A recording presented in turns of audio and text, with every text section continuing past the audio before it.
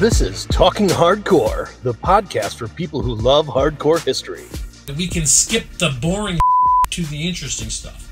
Worst person in the world in history, Genghis Khan. You can say that. Anyway, I've met his wife. She's not going to listen to this. My wife doesn't listen to this, and she likes me more than his wife likes him. Yeah, right. Is that because aliens crashed and we stole their technology?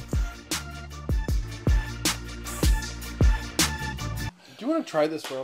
No. Try this rum. No. Try it. I will sniff it. Just try it. I mean, if you were really nice, you would have brought me some Fireball. Ooh. I like the look. This is Talking Hardcore, although you just heard the intro, which, by the way, if you notice, the voice at the beginning, that's Scott's movie theater voice. Hit us with a little bit of it. You're listening to Hardcore History. And he's available if you need him for your podcast or videos. He does voiceover work. I have a lot of microphones now. We can do some good quality voiceover. He does accents. I'm his agent. I get 10%. So go through me. 10% of nothing is Right now, but I feel like carry I'm the just... one. Yeah. Nothing. So far. That's why you signed the agreement. Yeah, I don't want to be a voice actor. I never wanted to be a voice actor. Stop being an ass. Yeah. This is alternative revenue. George, you don't know what you're talking about. All right, so this is episode 11 of Talking Hardcore, and today we're talking about collapse of the Bronze Age hardcore history episode, which was episode 9. Yeah, and what the hell happened with the Bronze Age, George? One Why second. don't you tell me about that? No. I want to hear your Well, thoughts. I wanted to say something first. No, don't. If it looks like we're wearing the same clothes as Because the we last are. episode, it's because we literally just stopped recording that one and then pressed record again. So we are wearing the exact same clothes. Well, it's the same day. It was 5 minutes later. Yeah, but not to them. They might be watching it 2 years later. Well, the reason why is or they might never have seen the last episode. one of us is going on vacation. They won't be able to record next week, so we're doing a double episode. Yeah. Okay, so anyway, Yeah. That's accurate. back to the question, Okay, George. so what the hell happened at the end of the Bronze Age? There you go. So, in this episode of Hardcore History, Dan talks about the collapse of all these big cultures at the ends of the Bronze Age. You had Egypt, you had all these big cultures in what was then the civilized world, right? Around like, 11 or 1200 BC, they all just started going out. Yep. And going through extended dark ages, right? And off of what had been, as far as we know, a high point. Now, I won't say their high point because we don't even know what we don't know. Yep. Humans have been as smart as we are for at least the last 75,000 years, maybe 300. I can't remember. It's at least 75,000 years that we've been anatomically modern humans. Yep. So there could be societies and cultures that were way more evolved or advanced than we know of. I don't know. I don't assume that they were. I don't know. I think it's possible. So what I'll say is, as far as we know, this was the high point of human civilization at the time, and then it collapsed and went into a dark age. Well, we only know, and it's funny that you bring that up, because the only thing we know about is what was going on in the Mediterranean. We don't know what was going on in North America. We don't know what was going on in Polynesia. Because they weren't writing stuff down. I know. Well, they were writing stuff down. Well, not necessarily. The Native Americans weren't writing very much down. Well, look at what was that? Or we don't have it. Hancock. Graham Hancock. Graham Hancock. Again. Hancock. Let's not assume everything he says is right. Yeah, but in Polynesia, he dug up those pyramids. You know, I mean, those were. I forgot how old those were. I'll have to look into that. I don't know, and I also don't 3,000-4,000 years old. Right, and maybe there was. I don't know. But what he said was there were chambers, you know, Sure. in case there was a calamity. That was Göbekli Tepe. in That was in Polynesia. Turkey. No. Well, that's what he's saying was in Turkey, and that was 11,000 years ago. Even more. Okay, so Right, but we don't know that that's what that is. No, I'm not talking about that. So Graham Hancock, I think, is valuable, okay? Because it's always good to think of alternative hypothesis, and scientists often get stuck in these, which we talked about before. They often get stuck into these cycles, right? They get stuck believing what they believe because they believe it. because that's what they learned or that's what they found out when they were 20, and then they never bothered to question those theories. And it takes a lot to get somebody to shift off an idea once they have it. So somebody like Graham is valuable, but it also means he could be way off on a lot of things. He could. I don't know enough to know. But the Bronze Age, basically, we don't know why it collapsed. Dan recorded this episode in 2007, and when he left it, it was, we don't know why it collapsed. So I dug into this again just to update my knowledge on it, and it still seems like there's not a lot of evidence. But it seems like the best theory is that it was a bunch of stuff. It was invading peoples. It was natural disasters, evolving climate, things like that, right?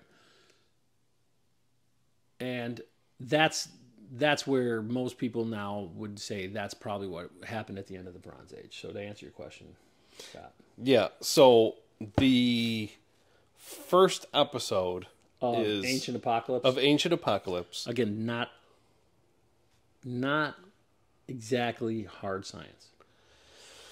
But I'm not saying he's wrong. Listen, Well, they found they found this giant pyramid. Right, but what you watched was his version. I'm Well, not they saying didn't he's even know. wrong, but Scott, we would have to dig into it and see what other people say that is, because some of his theories seem outlandish, and maybe they are. I just don't know. You understand what I'm saying? I understand. Okay. I'm just saying. So let's get back to this episode, though. Damn it. The collapse of the Bronze Age. Yeah, okay. All right. Collapse of the Bronze Age. So, one of the theories that I was reading about, though, is that this ancient world, to the point more than we know about in any other human cultures, was interconnected. Yeah. So they had pretty complicated systems of trade. They all relied on resources from other areas and specialized in things like that. Things that, as far as we know, that hadn't happened before in human history, right? So they evolved these systems that became pretty interconnected. So one of the theories is, if those systems start getting tested and start collapsing, then it causes a whole general collapse. Yeah. And that made me think of that Peter Zehan, The End of the World is Just a Beginning book, Yeah. right? Because that's his theory of what is going to... Well, the book came out a few years ago, but his theory was, I don't know if it's still his theory, is that if America stops policing basically policing the world's oceans and keeping pirates at bay and just becomes insular, then you will have a collapse of the global trade. And then... Unless somebody else picks it up. But who could? China. No, they couldn't. They could. They couldn't. They couldn't. They don't have the ability to do that. I don't think they do.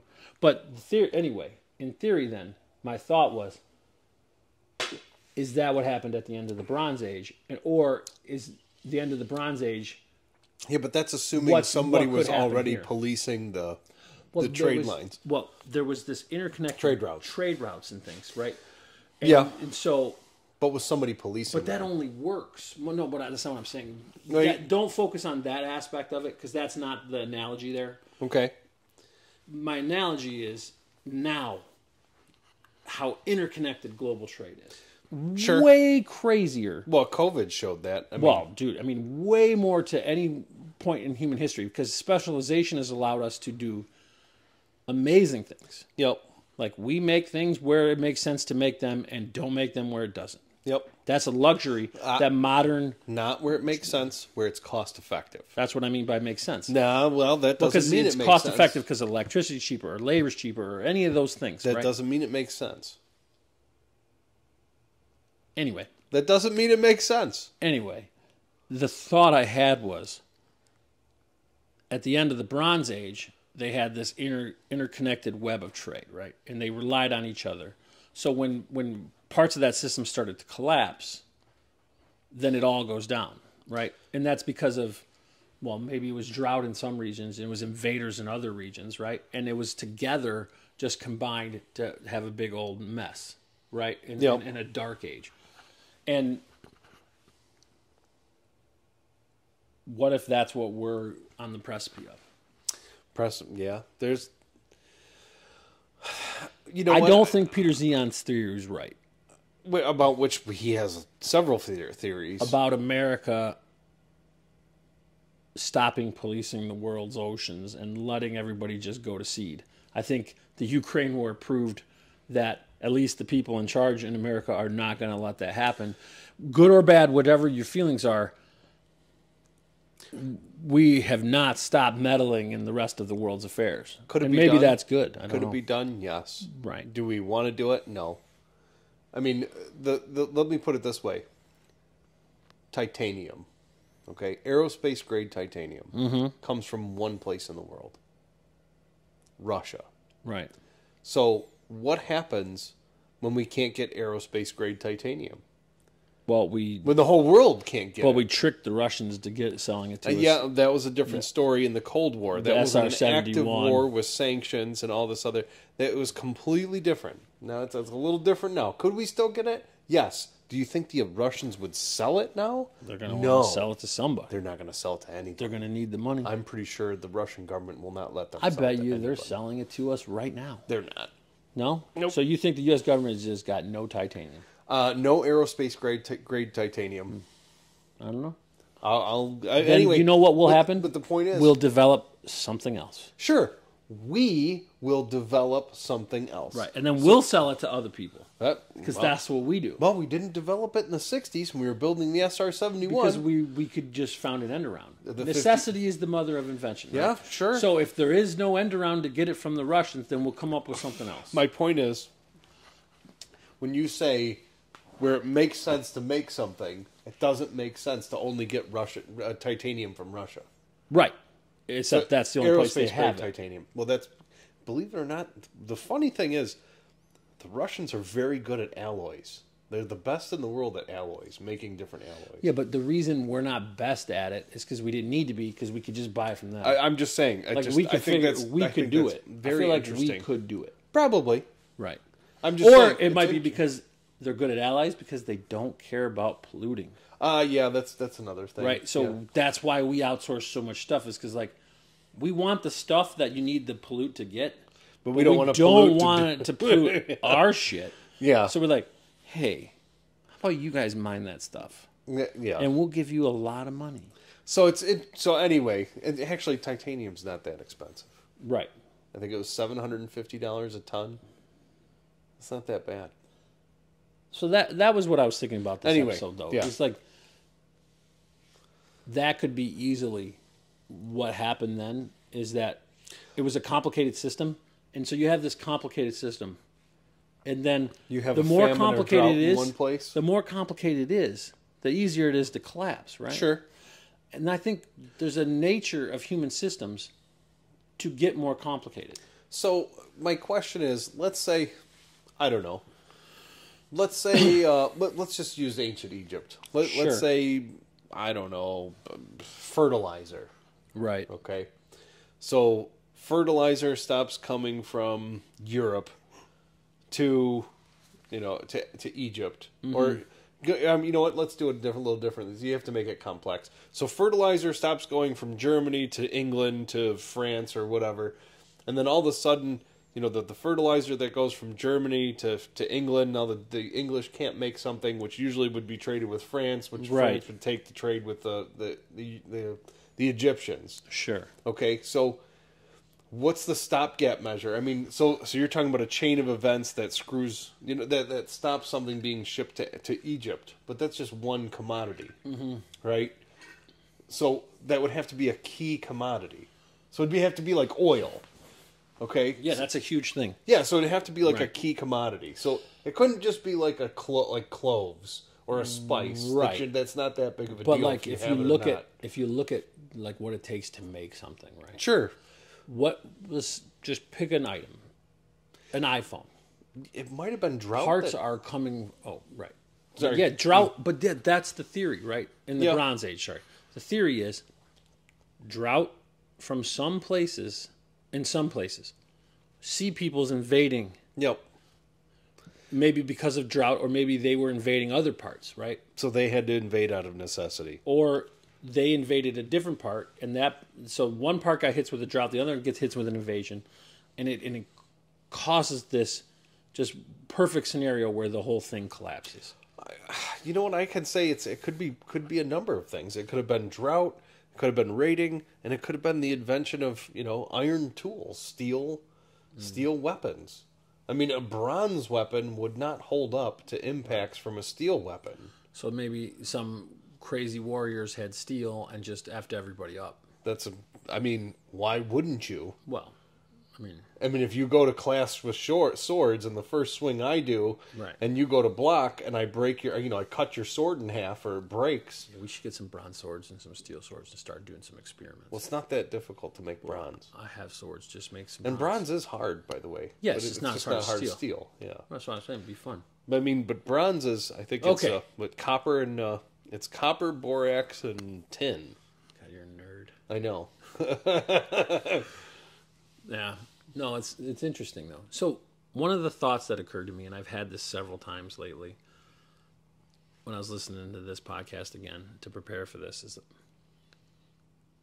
the nature of human systems Yeah. is that they grow more complex. Sure. I'll go with you on that one.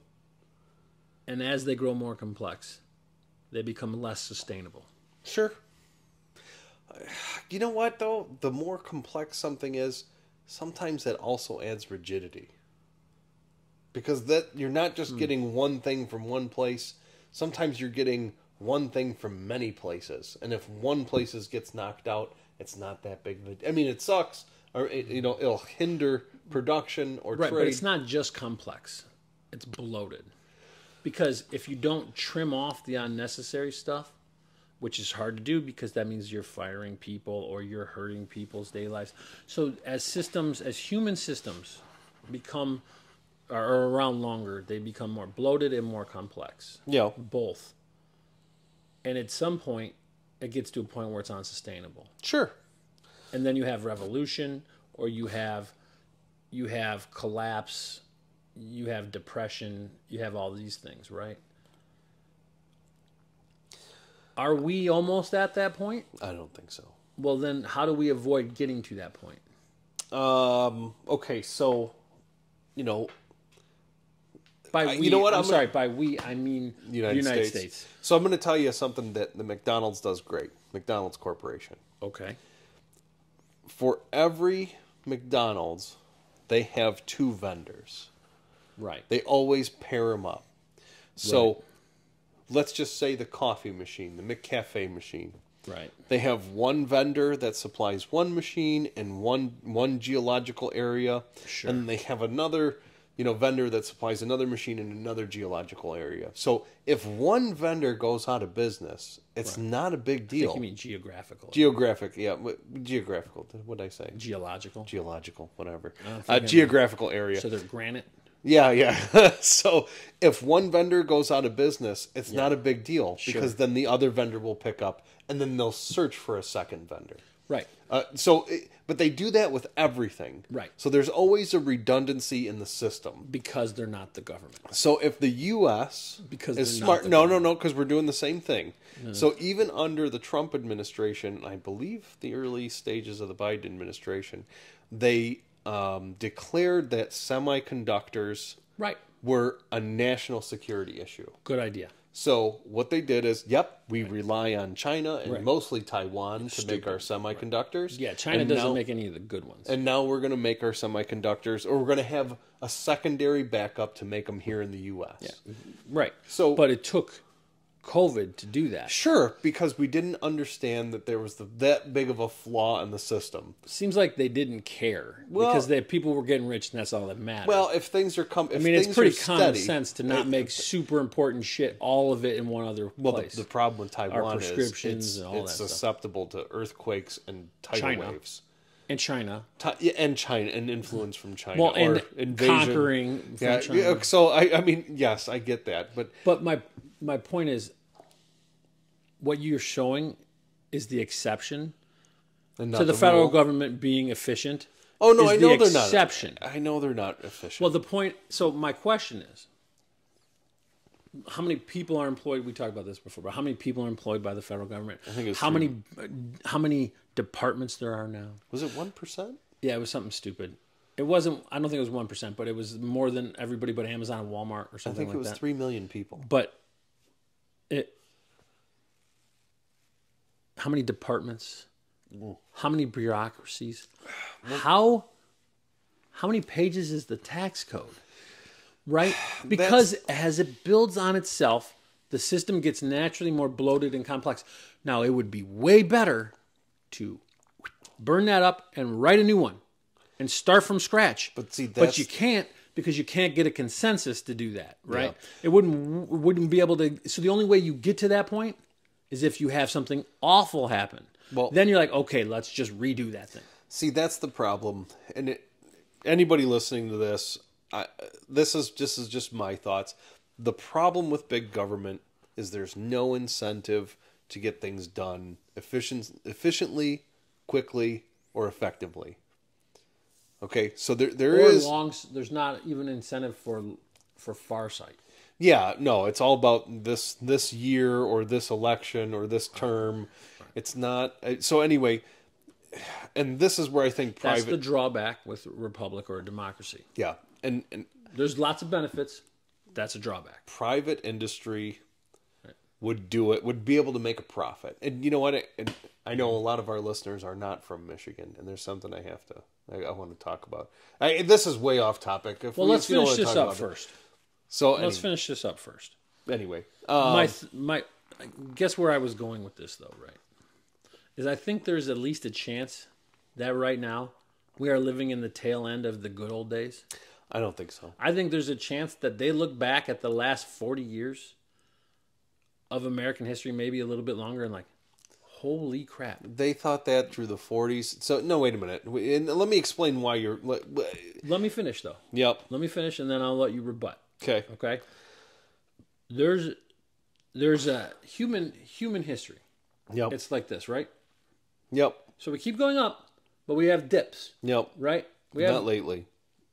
Well, the point is, and he talks about this in the episode, statistically, we're due for a dip eventually. Unless our technology has gotten so great that we no longer have to have a dip. But I don't think the dips are from technology. I think they're part of human nature. The dips those are silk slippers, right? Yep. It's not the wooden shoes. The wooden shoes make the up. No. The silk slippers make the down. And Dan pointed out in one of his episodes, right? You really want to live at that high point where you get the silk slippers, yeah. But you're not down at the bottom yet, right? You're not slid all the way down the hill. So let me tell you. That might be where we're at. All right, can I rebut now? But one thing, my thought about this is, if this is the end of the good old days, enjoy them. I don't think prepping is the way to enjoy those good old days. Maybe it is, but I'm having fun. I'm going to go out on a boat, and I'm going to go fishing with my kids, and I'm going to do fun stuff because maybe in 10 years we won't be able to do any of that. Why? Because we'll be in an economic depression and we'll be scrambling for food. What would stop you from going fishing? Money to put in the boat, or I'll go, or other people who fished it all out. Like, that's a luxury. The things we do every weekend here, only really rich people ever got to do historically. Okay, so I'm gonna Only very rich people get to live like a modern American. Here's my rebuttal. So is that sustainable? Here's my rebuttal. I don't know. Go. The Roaring 20s. 10 seconds. The Roaring 20s. Yeah, 10 seconds. Best time in the U.S. Yeah, and then you got the Depression. And then you had the Great Depression. Yeah. Okay, but then you had the 1940s, 50s, 60s, 70s. Which we got high on Europe money from World War II. Also, and World War I. Best time in the country. Okay, then you had a little dip in the 80s, late 70s, early 80s. Yeah, the recession. Okay, and then you had the 90s. And then you had the 2000s. Right. And then you had 2008-9. Okay, but those little dips, since the Depression, those little dips were not great, right? The Great Recession? They were nothing historically, right? I'm just telling you. They wouldn't even rate. That's just because we track it now. You know, it's that would funny. not even rate as a down dip on the human civilization progress scale. My dad's 61. Right. His oldest brother is 75. Right. And my dad literally, my uncle touts this. He says, I grew up in the best times of this country in the 50s, 60s, and 70s. Like, he just brings that home about how he grew up in the best times, the country ever had. You might be right. And you know what? My dad goes, yep. And then what did you have to show for it? But I argue with my dad and say, no, you had good times too. You had the 90s and the 2000s where things were fantastic for 20 years. You won the Cold War. Yeah, for 20 had a years hell of things a were run. great. And then all of a sudden we had the housing crisis in 2008, 2009. Right. And then, 2011 sucked. But since 2011, 2012, it's been on an upward trajectory again. Right, but you're until looking on the COVID. micro scale. I'm not looking at it at a micro You scale. really are. You're looking at it. You're sitting here I'm telling talking about me since World War II. Okay, that run in 100 American years? history. 100 years. 80 years. 80 years. No, Roaring 20s. 80 years. Roaring 20s. The Depression. That literally takes us 100 years. No. From the Roaring so I'm saying, 20s. so I'm talking about World War II. Since World War II. Yep. Okay. We've had more years of prosperity than Right. we have. Exactly. Yeah. Yeah. I don't think What we're are on the downturn. odds that just keeps going? You know why we're not on the downturn? Maybe. I don't know that Technology. we are. We have pioneered. The U.S. has I pioneered. said that right from the beginning. No, I know. Maybe it's allowed But- us to achieve, But you're to arguing. transcend human nature or human history. I think technological innovation is what. Okay, so when Obama was president, he said he wanted to export engineers and he wanted to export people that knew how to do things and get things done. This was I think it was 2009. Sure. And that's when he was really pushing for a lot of the population to go back to college and get a formal degree and a formal education. Right. But anyway, I'm sorry for this is part of my point is our technology is what is keeping us afloat, and our manufacturing prowess and efficiency, corporate efficiency. Well, maybe not corporate efficiency, manufacturing efficiency. Honestly, it's almost bureaucratic efficiency too. Somewhat. It seems Companies still waste money left, right. no. and center. I'm talking about how easy it is to form a company. It is. Yeah, it is. It is easy. Like, go look at a lot of the developing world, and it's insanely hard. Yeah. We incentivize business, where in most countries, or not in most countries, I don't know, but in a lot of countries, they literally look at people trying to start a business as, let's get as much out of this person as we can, and who cares if they have that business? Well, I would argue. I mean, Because corruption. I can argue both ways that we incentivize small business, but we also do not incentivize small right. business. Sure. So but what we do we is make it easy to start one. Yeah, we incentivize people to take the risk, but we don't incentivize or we de-incentivize people from surviving long term. Maybe. Companies, But I think specifically. even just making it so that somebody has the ability to take that shot is a lot of what makes American innovation happen. Sure. So Because even if the fact that it's hard is probably good, but the fact that it's easy to start and hard to continue means that you're going to end up with people who are driven and successful running those companies. yeah, And you're going to end up with companies that kind of went through, a lot of times, there's no absolutes, but you're going to end up with companies that went through the gauntlet yeah. to survive, because that's how it is. But at least they didn't have to face that gauntlet to even get the business started. I understand. I agree. Which is, because I listened to that podcast that Lex Freeman did with this businesswoman from Africa, and I can't remember her name, but it was fascinating because she was going over what it took for her to start her business in Africa and all the craziness she had to go through. And it really, she was like, that's what the West does well. Yeah. That's what they do well, is allowing room for innovation. You also have risk takers, a lot of risk takers. But they don't let you be a risk taker in those countries. Yeah. Because it's so hard. They get back under your... I mean, even in England, there's a culture like that, right? People don't like it. There's a cultural push against people who try to innovate and try to do something new You think so? in England. I've heard English people say that. I don't know that it's a fact, but I've literally heard or that's the read first I've heard English of it. journalists and English people say that, right? It's not the same thing here. Here, when you start your own business, most people are rooting for you. Yeah. You know, I think Dan brings that up enough. Maybe it was no. forget. It was a Douglas book or Murray talked something. about it. Douglas Murray talked about it in an article I wrote or I read of his and things like that. But I'm pretty sure Dan mentioned it in one of the podcasts. he very, very well could have. I do think that's one of the things that makes America unique too. Though. Sure, But that doesn't mean that we're also not right at that tip. Because look at how bloated the federal government is and how bad they are at doing things. so maybe Is that sustainable? But you know what? This is. Can I broach a topic that just passed through the Michigan legislature? Sure. Actually, executive order. Ugh. Yeah. So executive Governor orders. Whitmer just spent, I think it was $18 billion, $60 billion to provide lunches for children, from school-age children, from kindergarten to 12th grade. When did this pass? She just passed it?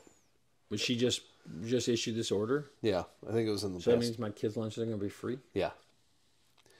But here's my problem. It's stupid. Here's my problem.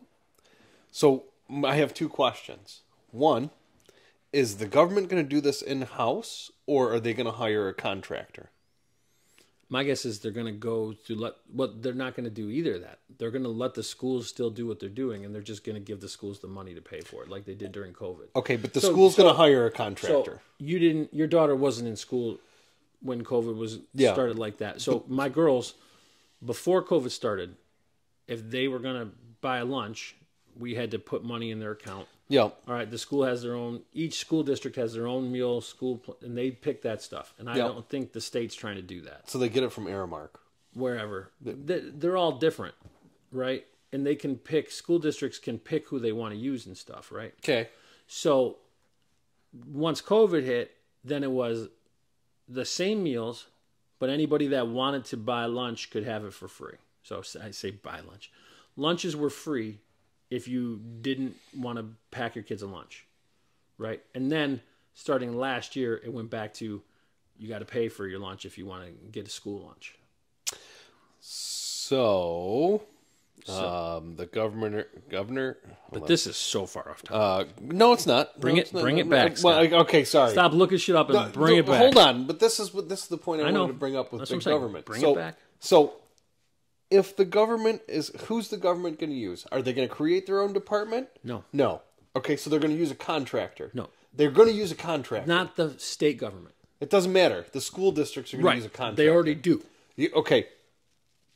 So that contractor is going to make money off our tax dollars. Of course. Why wouldn't they? Does that make sense?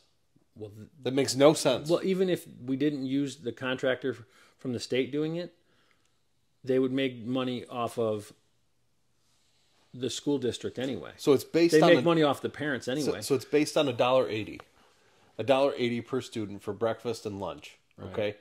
So here's my point: if a company can do it for $1.80, first of all, what are they feeding my kid? Right. What kind of quality is my child getting? Well, you don't have to let them eat it.